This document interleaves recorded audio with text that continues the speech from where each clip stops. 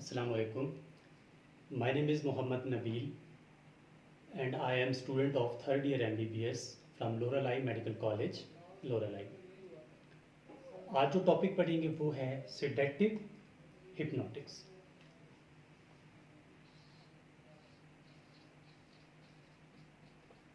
Sedative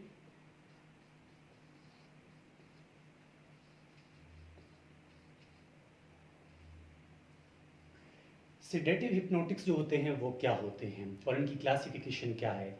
overall उनको one by one सारे drugs के नाम और उनकी यूजेजेस और उसकी क्लासिफिकेशन देखेंगे।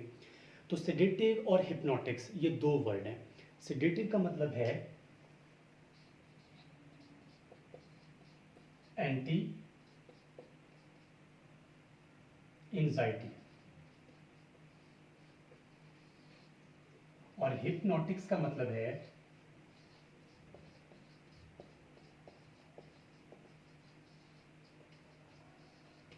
Sleep bringing. मतलब ये है, सेडेटिव का मतलब है एंटी एंजाइटी और हिप्नोटिक का मतलब है स्लीप ब्रिंगिंग। ऐसे मेडिसिन, ऐसे ड्रग्स जो कि हम ऐसे पेशेंट को देखते हैं जो कि वो सफ़र कर रहा होता है एंजाइटी से, यानी कि जो एंजाइटी के जो पेशेंट्स होते हैं उनको हम ये ड्रग देते हैं। एंटी का मतलब है अगेंस्ट, ठीक है, एंजाइटी मतलब एंजाइटी में, और स्लीप ब्रिंगिंग होते हैं ये। अब ये एंटी एंजाइटी जो है इसकी क्लासिफिकेशन की बात करेंगे कि इसकी क्लासिफिकेशन क्या है और कौन कौन से ड्रग्स इसमें आते हैं। तो इसकी क्लासिफिकेशन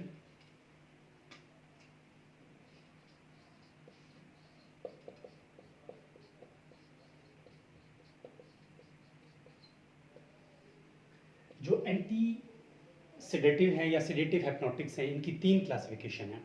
नंबर 1 इसमें आते हैं बेंजोडाइजेपिन, और सेकंड इसमें आते हैं बार्बिचुरेट्स, और जो थर्ड है वो है मिसीरियस ड्रग्स। तो उनके नाम लिखते हैं। सबसे पहला है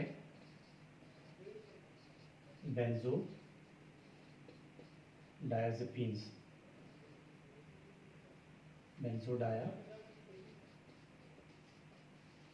बेंजोडाइजेपिन्स। Number 2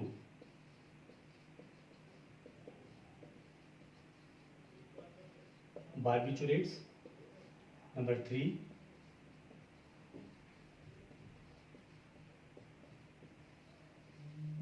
मिसीरियस drugs. अब देखिए, उसमें हमने पढ़ा है कि हमारे पास बेंजोडाइजेपिन्स हैं, हमारे पास बार्बिचुरेट्स हैं और मिसीरियस ड्रग्स हैं। अब ये तो मेन क्लासिफिकेशन हुई। अब जितने भी हमने ये मेन क्लासिफिकेशन की है, वन बाय वन इन सब की सब क्लासिफिकेशन है, उसी में ड्रग्स के नाम होंगे, और लास्ट में इन सब का कलेक्टिवली हम देखेंगे कि इसका मोड ऑफ एक्शन क्या है। तो अभी सबसे पहले बेंजोडाइजेपिन को डिस्कस करते हैं, फिर बार्बिचुरेट्स को, फिर नेक्स्ट उनको। तो अभी सबसे पहले बेंजोडाइजेपिन्स।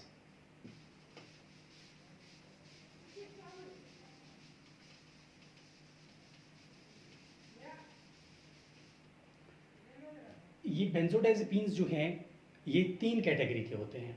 एक होता है लॉन्ग एक्टिंग, एक होता है इंटरमीडिएट एक्टिंग, एक होता है शॉर्ट एक्टिंग। लेकिन इन सब को याद रखने के लिए, बेंजोडाइजेपिन्स को याद रखने के लिए आपने क्या करना है, सबसे पहले आपने याद रखना है इस फार्मूले को, B C plus A B plus M T, D C A B plus M T. ये फिलहाल इनको माइंड में रखना है कि ये क्या है, ये अभी देखेंगे। तो बेंजोडाइजेपिन में सबसे पहला आता है long acting. Long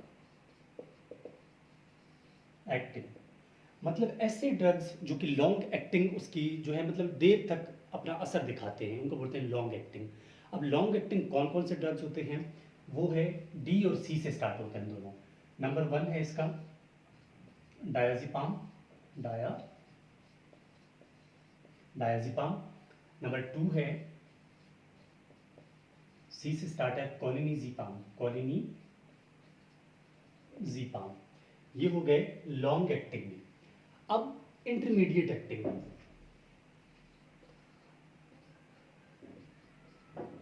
intermediate acting.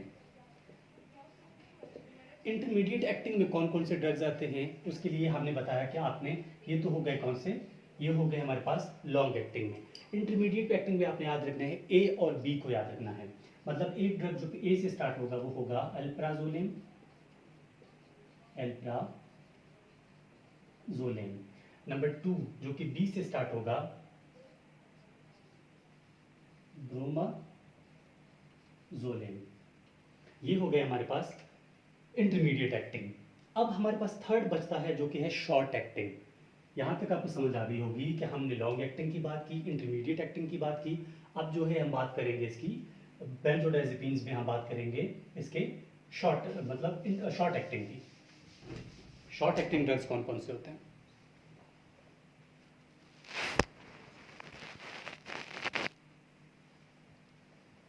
तो हम बात कर रहे थे, अब बात करेंगे इसके शॉर्ट एक्टिंग की। हमने लॉन्ग एक्टिंग भी देख लिए, हमने इंटरमीडिएट एक्टिंग भी देख लिए। अब बात करेंगे कि इसमें आते हैं हमारे पास जो शॉर्ट एक्टिंग है वो कौन कौन से हैं। शॉर्ट एक्टिंग देखिए, हमने दो ये बताए थे डीसी। इसमें हमने क्या बताया? डायजेपाम, क्लोनाजेपाम, ये हमारे पास इंटरमीडिएट एक्टिंग थे। अल्प्राजोलिन, ब्रोमाजोलिन और एमटी जो है ये हमारे पास बचते हैं, ये हमारे शॉर्ट एक्टिंग है। एम का मतलब है मेटाजोलिन, मेटा सॉरी मेटा नहीं है, मेडाजोलिन है, MIDA, मेडाजोलिन। और नंबर 2 टी का है मतलब ट्राइजोलिन। ये हमारे पास हो गया बेंजोडाइजेपिन्स की क्लासिफिकेशन। देखिए, बेंजोडाइजेपिन्स को हमने क्लासिफाई किया था 3 कैटेगरी में, लॉन्ग एक्टिंग, इंटरमीडिएट एक्टिंग और शॉर्ट एक्टिंग में।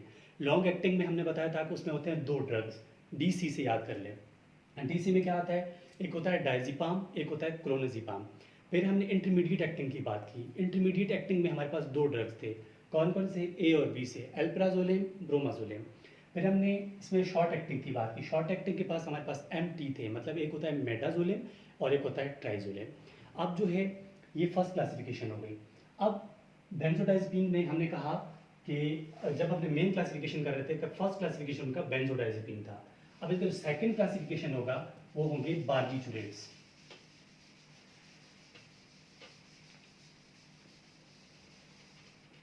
इनकी पहले क्लासिफिकेशन हमने क्या पढ़ा? बेंजोडाइजेपिन्स,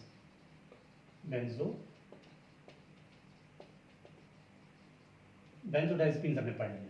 अब हम पढ़ेंगे बार्बिचुरेट्स, जो कि इसी की क्लासिफिकेशन है। जो बार्बिचुरेट्स होते हैं इनका भी सेम इसी तरह काम है कि पहले इसके पास लॉन्ग एक्टिंग होते हैं, फिर इंटरमीडिएट एक्टिंग, फिर शॉर्ट एक्टिंग।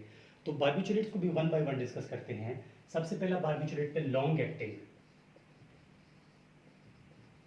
लॉन्ग एक्टिंग किसमें? बार्बिचुरेट्स में। इसमें जो पहला ड्रग आता है वो होता है बार्बिटोन, बार्बिटोन। सेकंड इसमें है फिनोबार्बिटोन,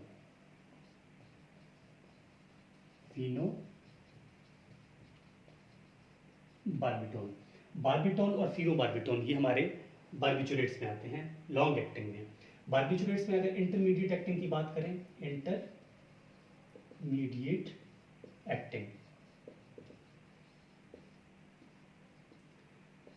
बार्बिचुरेट्स में जो इंटरमीडिएट एक्टिंग है वो होते हैं 2, एक होता है एमोबार्बिटोन, एक होता है सिकोबार्बिटोन। एमो बार्बिटोन, सेकंड हमारे पास होता है सिकोबार्बिटोन, सिकोबार्बिटोन। ये हमारे पास हो गए इंटरमीडिएट एक्टिंग। अब बार्बिचुरेट में हमारे पास एक शॉर्ट एक्टिंग है। बार्बिचुरेट में जो शॉर्ट एक्टिंग है ये भी 2 होते हैं। नंबर 1 होता है पेंटोबार्बिटोन, पेंटोबार्बिटोन। और सेकंड होता है साइक्लोबार्बिटोन, साइक्लोबार्बिटोन। तो हमने यहाँ पर बार्बिचुरेट की डिस्क्रिप्शन ख़त्म कर दी है। अभी तक हमने क्या पढ़ा? अभी तक एंटी सेडेटिव ड्रग्स में हमने बार्बिचुरेट्स, पहले हमने किया बेंजोडाइजेपिन्स की क्लासिफिकेशन, फिर हमने बार्बिचुरेट्स की क्लासिफिकेशन की है और उनके सारे डिटेल आपको बता दी है। अब जो है थर्ड बचता है बार्बिचुरेट में, उनको बोलते हैं मिसीलियस ड्रग्स, बार्बिचुरेट्स, बेंजोडाइज़ेपिन्स, बार्बिचुरेट और मिसीलियस ड्रग्स। अब मिसीलियस ड्रग्स की बात करेंगे।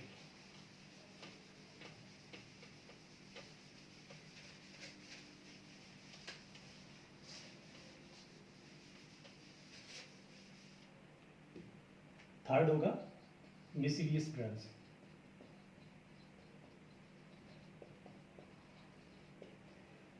मिसीलियस ड्रग्स जो है वो आपने याद रखना है सिर्फ एक, क्योंकि वही अथेंटिक है और वही काम चलाता है। उसको बोलते हैं बुसपायरॉन। बुसपायरॉन, ये बुसपायरॉन क्या है? मिसीलियस ड्रग है। अब दोबारा इसको रिकैप करते हैं कि अब तक हमने क्या पढ़ा। अब तक हमने ये पढ़ा कि जो हमारे पास सेडेटिव हिप्नोटिक्स थे उसकी क्लासिफिकेशन की थी तीन में। एक होते हैं बेंजोडाइज़ेपिन, एक होते हैं बार्बिचुरेट्स, तीसरा होता है मिसीलियस ड्रग्स। बेंजोडाइज़ेपिन्स में हमने कहा था कि इसमें लॉन्ग एक्टिंग होता है, इंटरमीडिएट एक्टिंग होता है और शॉर्ट एक्टिंग होता है। सेम यही बार्बिचुरेट्स में भी लॉन्ग एक्टिंग, इंटरमीडिएट एक्टिंग और शॉर्ट एक्टिंग। फिर हमने बात की बुसपायरॉन की कि मिसीलियस ड्रग में सिर्फ हमारे पास क्या होता है? बुसपायरॉन होता है। तो ये हो गए सारे ड्रग्स की क्लासिफिकेशन। अब जो है मोड ऑफ एक्शन देखेंगे कि जो हमारे पास एंटी सेडेटिव ड्रग्स हैं वो किस तरह एक्शन शो करते हैं अपना, तो उसकी एक्शन के बारे में बात करेंगे।